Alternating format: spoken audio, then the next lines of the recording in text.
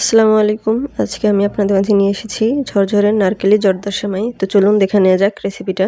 এখানে আমি একটি কড়াইতে 1.5 টেবিল চামচ সয়াবিন তেল আর বাটার দিয়ে নিয়েছি। আর এর মধ্যে আমি গরম মসলা ফোড়ন দিয়েছি। তেজপাতাটাও দেওয়ার চেষ্টা করবেন, আমার কাছে ছিল না তাই দেইনি। এরপর আমি 1 প্যাকেট সেমাই নিয়েছি, লম্বা সেমাই। এটাকে এখন সুন্দরভাবে ভেজে নিতে হবে। এই সেমাইটাকে আমি 7 থেকে 8 মিনিট ধরে হালকা আঁচে মানে একদম লো আঁচে ভেজে নিয়েছি সুন্দরভাবে, যতক্ষণ লাল লাল না হয়ে যায়। এই তো ভাজা হয়ে গেলে আমি এখন এর মাঝে বাদাম কুচি দিয়ে দিলাম।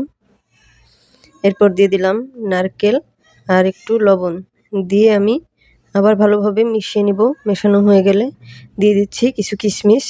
এরপর দিয়ে দিলাম 1 টেবিল চামচ গুঁড়া দুধ। গুঁড়া দুধটা দিয়ে ভালোভাবে মিশিয়ে নিয়েছি।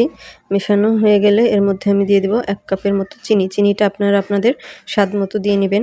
এরপর আমি এখানে 200 ml এর মতো পানি দিয়ে নিচ্ছি। আপনারা চাইলে আর একটু বাড়িয়ে দিতে পারেন, সর্বোচ্চ 250 ml পর্যন্ত দিতে পারেন।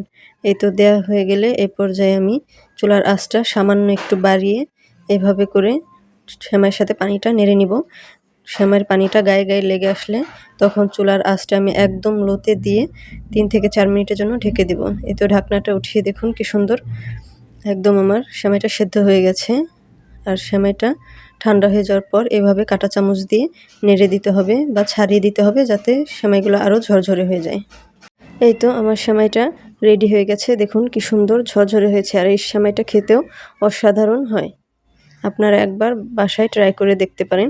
আর এদিকে আমার মেয়ে এই সেমাইটা খাওয়ার জন্য একদম তাড়াহুড়ো লাগিয়ে দিয়েছে। তো ধন্যবাদ সবাই।